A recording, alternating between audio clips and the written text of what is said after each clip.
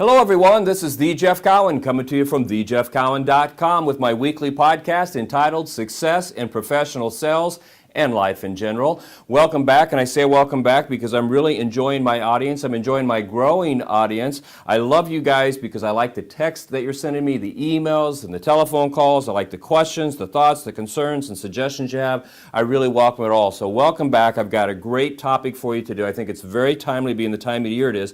And I'm going to title this one, The Vacation Holiday Convention Blues. All right. Now you can see there's three different things in there: vacations, holidays, and conventions, and you'll get what I'm talking about here real quick. And I think the best way to describe what I'm going to talk about and the importance of it, we'll start with a story that I have from 28 years ago. You see, about 28 years ago, I'd reached a stage in my career with my consulting firm where I had developed some really great training. The content was spot on as it is today. I had several different products, and several of my customers were starting to encourage me to really grow my business and reach out on a national level, because I was basically doing business in the Indianapolis and in the Indiana area, over Ohio, Kentucky, Illinois, Michigan, but not much further than those few states right there. And my customers were saying, man, you've got something here you could take nationally and probably even belong, but you need to get your name out there. Well, back then, before the internet and everything, the best way to do that was conventions. So they encouraged me to go to some conventions. And the first one that I went to was a huge one. There were going to be 30,000 decision makers at this convention. That's the good news. The bad news is it was going to cost, and it did cost, $15,000 to $18,000 to participate in this thing. Now, that's a lot of money today, but back then, 28 years ago, at that stage in my career, it was a huge amount of money. So, since I'd really never been to a lot of conventions myself, even as a consumer, and I'd certainly never been at one where I displayed, I went to one of my best mentors that would always help me out with some business decisions I was making, and I said, look, you go to a lot of these conventions, give me some tips. And so what he did is he gave me some tips to go to conventions. And since there's a lot of conventions that go on throughout the years and stuff, we'll start with that, and then we'll get into the holiday slash vacation blues, as I like to call them. But here's what he told me. I'll never forget. He said, look, the big problem that he saw when he went to these conventions was this. He says, you know, the vendors get there typically 3 to 5 days, sometimes a week early, and they build their displays, because some of these displays are huge. He said, so then when they finally get them done, typically the day before the convention opens up, they make a mistake and they do one of two things. They either go out and celebrate with a bunch of drinks, or they take their clients out and celebrate, entertain them, and have a bunch of drinks. He said then what happens is the first day of the show, you walk in, and a lot of these people are a little bit hungover. They don't have quite the energy you'd expect them to have and the like, so they're a little bit lackadaisical, which is okay because the first couple of days at a convention, most of the buyers walk around and want to see all the displays and all the products before they start making decisions. He said, but then it gets worse. Because the second and third days of the convention, what they do is what? They go out and they celebrate, and or they take clients out to dinner, they stay out late at night, they have too much to drink. And so he said what happened was, as the conventions progress, the vendors that are there come across as more tired, with less energy and the like, because they're making some critical mistakes, and I'll share with you what those are in a second.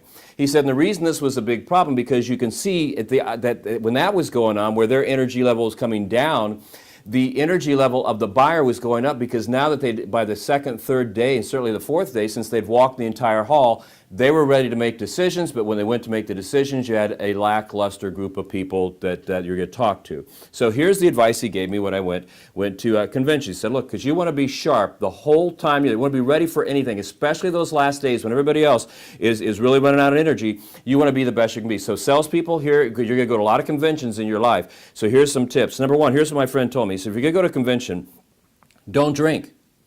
He said, even if you got to go out and entertain people, don't drink. And if you feel like you have to drink maybe one drink or a half a drink, or go early and tell your waiter, look, I'm going to order something like a mixed drink, like a rum and a Coke. After you serve me the first rum and Coke, just give me Diet Coke from that point forward, no more alcohol. He said, but don't drink, because that's going to zap your energy. The next thing he told me to do, he said, is eat right. You know, because people are out of town, they go to all these different restaurants and they eat a bunch of rich foods, or they eat foods they're not used to, and their system's not used to it, and that drags them down and can even make them sick. He also said, sleep. Put a time limit on your sleep. Yes, you might be in a fun place like Las Vegas, New Orleans, you might be in New York City, you might be Atlanta, Georgia. You can be in dozens of cities around the United States of America that are very excited to be in, especially if it's your first time. But he said, you're not there to vacation, you're not there to sightsee, you're there to work. So sleep and be diligent about the amount of sleep you get. You know how much sleep you need when you're back in the office and you're doing your regular things. You're going to need at least that same amount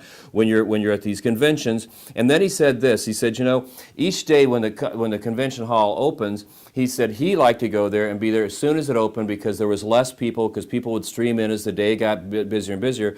He said he also noticed that vendors did that. So his suggestion to me was be there at least a half hour early every day before the show opened and stay around a half hour to an hour after the show closed because, for example, the hall we were in, it was huge. He said there's people who are going to be in the back of that making decisions. When they close it down, they have to walk through the front and if you're standing there, you can make a deal. And I'll tell you, it was some of the absolute best advice he ever gave me, because every convention that I went to, starting with that one and everyone I've been involved with since, I kind of put those rules not only on myself, but the employees and the people that work with me, same thing. We're going to go in here, we're going to get this booth set up, we're going to go back. If we have to entertain somebody, we're going to be done. We're going to go early, 4 or 5 in the afternoon, have dinner, we're going to go back, we're going to sleep, and every single day we're going to be energized and ready to go. We're going to go early, we're going to stay late, we're going to make more sales, and we did. Many, many times we beat the competition simply because we were there, we were energetic, we were prepared, we were passionate about what we were talking about, and when the people came in, they saw that and they bought for us. Now, so conventions, here you go. Don't get those convention blues and don't get those convention, I call them the blues because by the time, if you're going around there and you're drinking and eating what you're not supposed to be eating and you're not sleeping, then that 3rd or 4th day, man, you're just dragging. You get the blues and the whole thing because now you're not making sales. So don't fall for that. Take my friend's advice. It's worked for me. Now, the second part of this is, which is very timely for this time of year as well, because there's a lot of you that are going on holidays and vacations because your kids are out of school. It's springtime, we're getting into summer and there's a lot of holidays that come up. And so what I see is I see these mistakes being made. Now, let's talk about the holidays, the holiday first. We'll talk about them together, holiday and vacation first. What I see happen is the holiday, and we just saw this last week, as a holiday approaches or the vacation approaches, about 2 to 2.5 days, I see people start to mentally check out. If it's a holiday, everybody's going to get loose. They know that some of their customers may not be working when they're normal hours and that type of stuff, and it's a little bit harder to get people on the phone because people are away because the holiday's coming up and the like. So what we start to do is we start to do the same thing our clients do, and that means that we start to mentally go on vacation. And so by the time they actually get ready for this holiday, so by the time the holiday gets there, you've actually been on holiday for 2.5 days. Take my word on this. Take my advice, please. Don't do that. If the holiday's coming up and it's going to require a lot of preparation for you to get excited for it or get prepared for it, start literally a month ahead of time. Go home at the end of each day and put an hour into whatever you've got to do. Like this past weekend, Easter weekend, here's what my wife had been doing literally for the last 4 weeks. We knew that we were going to have 15 people over the house. We knew what that requires. We know what kind of food and all the things we want to do because it's an all-day event, starts at 9 in the morning and goes until 9, 10, 11, 12 o'clock at night. So what we do leading up to it 3 weeks ahead of time is each night we go home, we spend an hour preparing for that holiday. So as the holiday approaches, we can work full force, 100%, give it our all the way up to the time that we walk out the day before that holiday and go enjoy it. You'd be smart to do the same thing. Now here's why.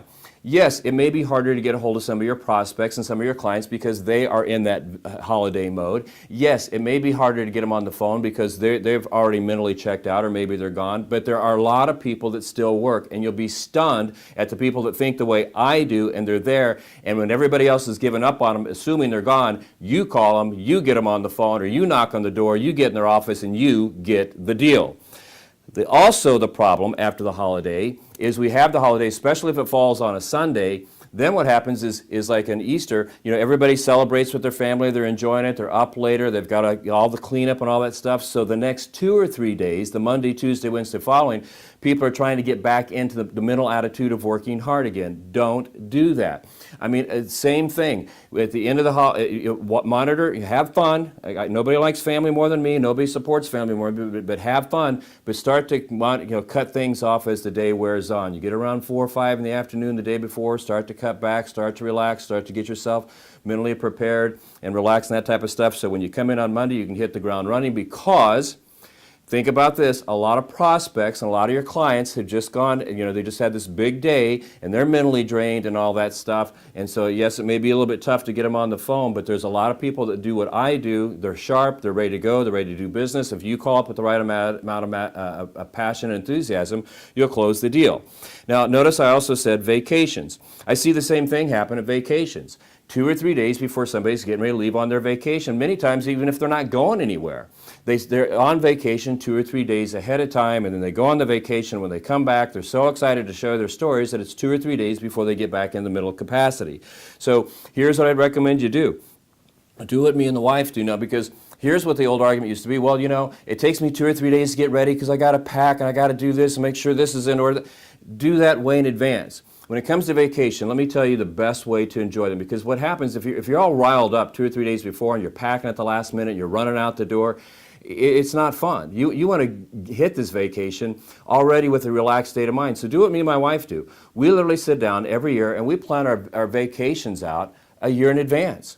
We plan out where we want to go. We set it up, and many times we set up a payment program so it's not a big hit with the cash, and we just pay monthly toward this big vacation. Like this year we're going to the UK, we're going to London, we're going to France, go to tour Paris, where we're going to go in August. So we've been paying on this since last September. What we do every month is we sit down and take a look at what we want to do when we get there. We spend a couple hours on it every month. We get all that stuff lined up. So literally, I believe next month is May, we'll have everything ready to go. And so there's nothing to be concerned about. There's no rushing, there's no nothing. And then what happens a couple of weeks before, for my wife it's a couple of weeks, for me it's only 5 days, I'll take a night, each night I go home, I'll take a half hour, an hour, and I'll start to get to what I'm going to pack and take with me and get it all ready to go. So when I walk out the door the day before my vacation starts, there's nothing to do. All I got to do is wait to get to the airport, to get on the airplane, to go where I'm going. It makes all the difference in the world. So I'm able to give it 100% the whole time leading up to my vacation. I'm not mentally on vacation before I go. You know what I'm talking about?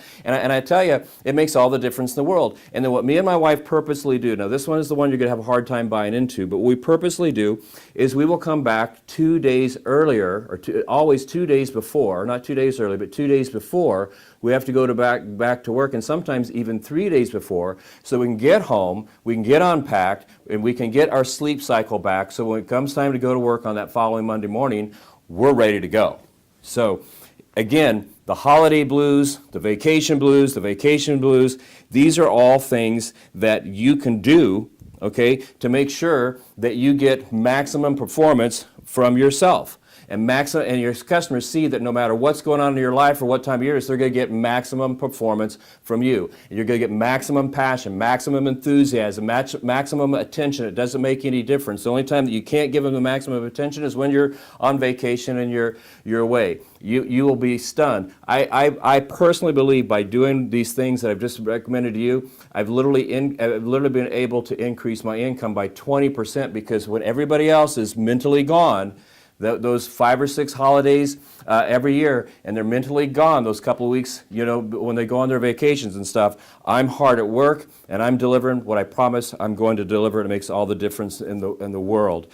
One thing I want to tell you about here, though, as well, for the last few weeks I've been telling you about this book coming out. It's called What I've Learned from Attending 35 Indy 500s. It's got lessons about sales, motivation, leadership, and management. It's out. Here it is. You can also get it on Amazon. You can get it at thejeffcowan.com in this form, paperback or hardcover. You can also get it at Amazon in paperback or hardcover. You can also get it for your Kindle or your tablet or your iPad from Amazon if you like. It will soon be on Apple, but it's out. This book, I tell you what, we're already getting 5 stars reviews, and it's only been out for 72 hours. People love this book. The pre-press on it's great. Watch for me on different television shows and magazines and newspapers, because I'm being asked to talk about it everywhere. This is a killer book. If you're you're in business or you want to be in business, you're in sales or you want to be in sales, this is a great book. It just gives you some life lessons that will be invaluable to you. Hey, my name's The Jeff Cowan. I'm coming to you from thejeffcowan.com. I appreciate you being here this week for this message. I know you've enjoyed it. Some great tips and advice in there. You take them and you use them and you become the best you can be. And I want you to do me a favor as always. Between now and next week, I want you to go out and find as many prospects as you can. I want you to get them excited about your product. I want you to present it to them. I want you to use a lot of enthusiasm and passion. I want you to get these people so excited about that they sign up with you, and then you get the commission, and with that commission, you get to live the life that you want to live and that you deserve to live. Because you know what's going to happen between now and next week when I come back? That's exactly what I'm going to do. So with that, make it a great week, and I'll see you next time. Take care.